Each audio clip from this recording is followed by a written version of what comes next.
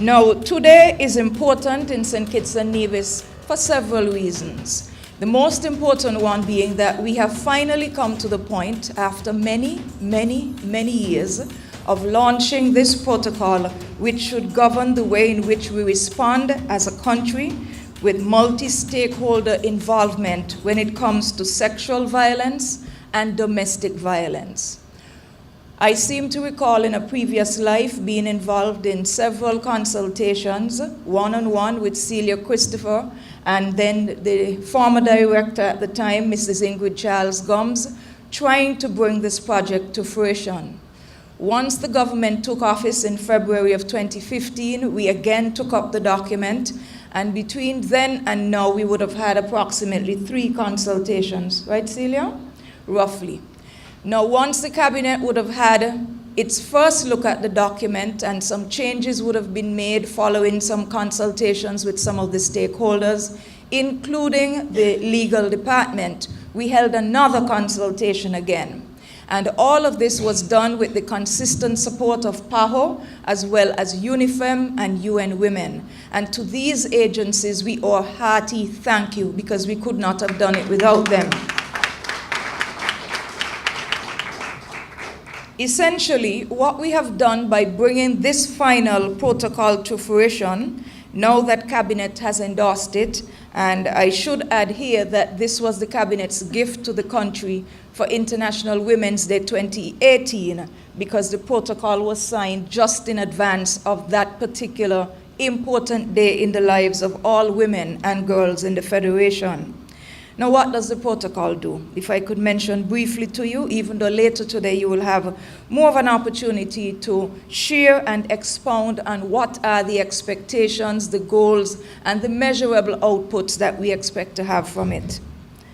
The protocol essentially is to bring together service providers, the police, the hospital, typically your first responders, the judicial services that should be available, the counseling services that should work in tandem with the process, the other emergency responses which the Ministry of Social Services often would be called to put in place. For example, emergency shelter, which is a next phase that we are working towards so that St. Kitts and Nevis can fulfill its obligation under CEDAW, which is a convention that speaks to the elimination of all types of discrimination against women, including but not limited to discrimination as it relates to sexual violence. Because as I would have indicated 2 days ago in a government release, when we talk about violence against women and girls, or even along basic gender lines, what we are really doing is saying that people are continuing a practice under the cover of the silence and the stigma to practically create an assault on human dignity along gender lines. Because you violate individuals when you do that. You rob them of a future. You rob them of their sense of self. You rob them of their sense of security in terms of understanding, knowing, and living who they are as a person. And even though we can bring perpetrators to justice and call them out for what they have done, there is still often irreparable harm that is done with the track of destruction that happens to the family, who Pope John Paul II, over his many years leading the papacy, would have indicated that the family is really your domestic church. That is where you first understand who you are, your sense of self, your sense of God. And if that becomes a fractured system, then what else can we expect for the other systems that are made up of that building block called the family?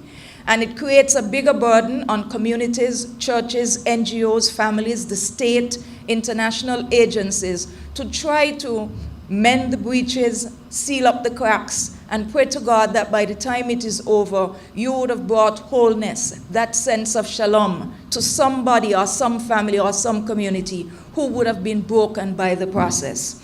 So what we have done here essentially is to say, yes, we have a protocol in place now that says how we are supposed to operate when acts of violence take place. How do we put measures in place that you collect evidence in the proper way? That you tell women who feel so violated, and children likewise, even though you feel dirty, don't take a bath until somebody does a rape kit. don't clean your nails because we want to get skin cells from under there so that we can bring to justice the correct person who would have perpetrated the crime.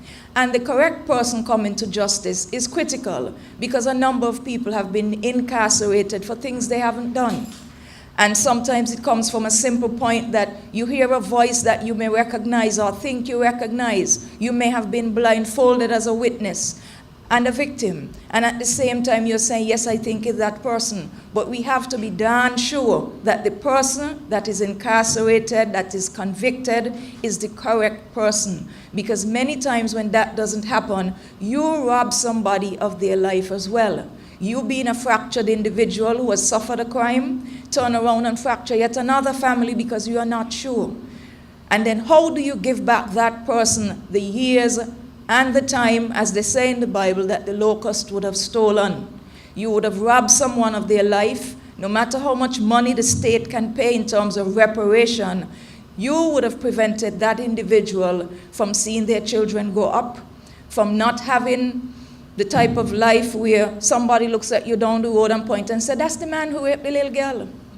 Okay? Or that's the man who beat up his wife. When truth be told, it was not that person. But when a stigma is attached, it's attached. It's almost like the use of an indelible marker. And even though you have the opportunity to set the record straight, sometimes that bad tag cannot be removed. So it is very important that the state systems do what they're supposed to do. It is for reasons like that that we are building on the partnership we already have started with the Special Victims Unit. We have to strengthen the protocols that are in place in terms of our emergency services at the hospital. But at the same time, we need to send the message to the victim and their families and their support systems that they have to be truthful, they have to give us the evidence, they have to set aside how they might feel violated from the fact that you need to make sure that the information being put forward is being done so in an unemotional manner that gives justice for all parties concerned. Now, we are hoping that once the protocol is launched, and as Ms. McLean rightly said, that we will be putting in place the sensitization on an ongoing basis to remind people of what we are trying to do, to reinforce what we are trying to do. And as global practices improve in terms of evidence, in terms of counseling, in terms of the prevention mechanisms, that we will continue bringing that to the public. Because if we did not have an imperfect world, we would not need this sexual violence and reporting protocol.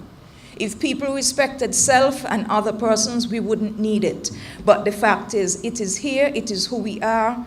We are a fallen race, and at the same time, we need to have the systems in place to make sure that these things are dealt with. But for us in the Ministry of Gender Affairs, Social Services, and Community Development, we also have a big responsibility in making sure that our women and our girls know and understand who they are, what they are, and whose they are. Because many times people are easier targets for domestic and sexual violence because of a weakened sense of self, because of the lack of an enabling environment that tells these people that they're special, that they have rights, and that they should not tolerate the things that they do not want to happen to them. In life, as in any other thing, the things that we tolerate are the things that will not change. That is why you might hear some of our older folks say, they know who to pick on. Because certain women, some violators will not think twice about violating because they know they will be dead. That is a given, okay? And even if they succeed in violating that individual, they will run them down till they find them.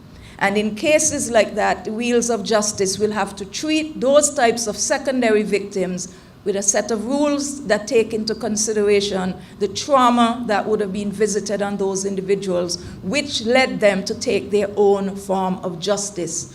But the chances of taking your own form of justice will be lessened if the wheels of justice act in favor in a judicious manner on behalf of all concerned.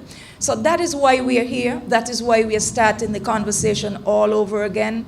I am glad to see Karim Byron here from the National Drug Council, because there are strong linkages being developed between domestic violence, the use of substances that sometimes precipitate acts of such violence. Sometimes it's a matter that it's innate. but then you take the substance to help you bring out that nasty side of the human spirit that then visits upon other individuals, the types of acts of violence that we are trying to prevent and to eliminate. So we have a big job from education, from the level of the family, the level of the schools, the churches, the community groups, the ministries. And where necessary, the policymakers have to add their voices to it.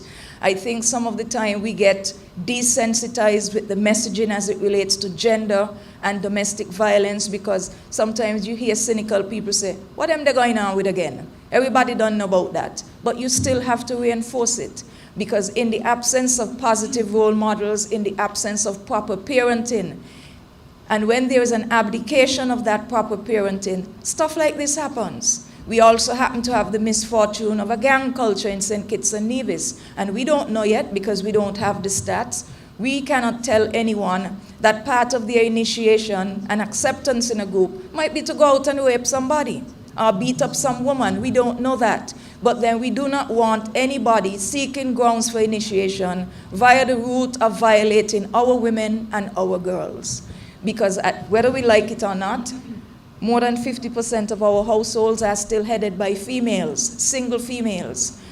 And when somebody has a broken life, they cannot render and pour into a child a life that tells them about wholeness and about self-respect and about demanding your respect and at the same time earning the respect. Because while arguments exist that, oh, she was asking for it because she dresses like a trollop, that is still not an invitation to violate anyone. But it is also sending us messages that women need to take respect for themselves very seriously, even in the way you dress.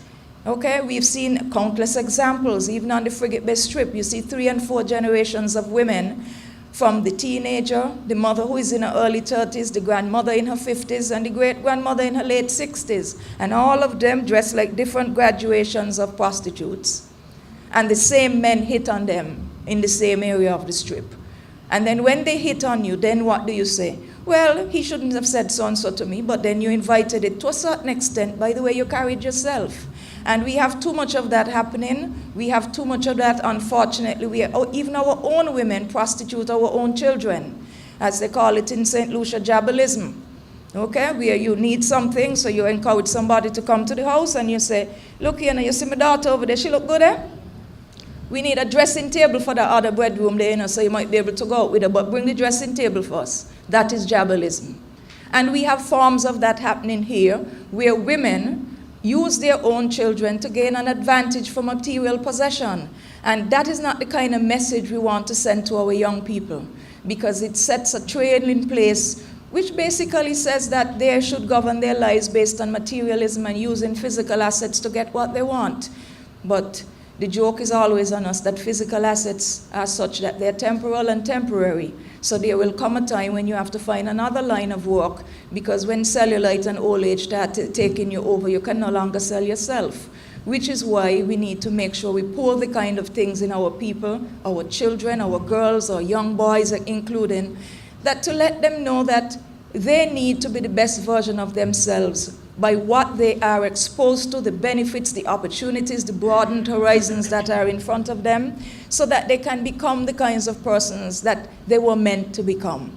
So we are hoping that by this protocol, it will then open the doors to other conversations on parenting, on community support systems that should be in place when it comes to the development of families, and at the same time to give us the wherewithal in terms as state agencies to strengthen what we already have in place to make sure that there is unity and collaboration in getting us the kind of St. Kitts and Nevis where we can strongly say that we have a social system and infrastructure that supports individuals when acts of violence take place, and at the same time prevent and reduce the instances of such abuse. Thank you for your attention.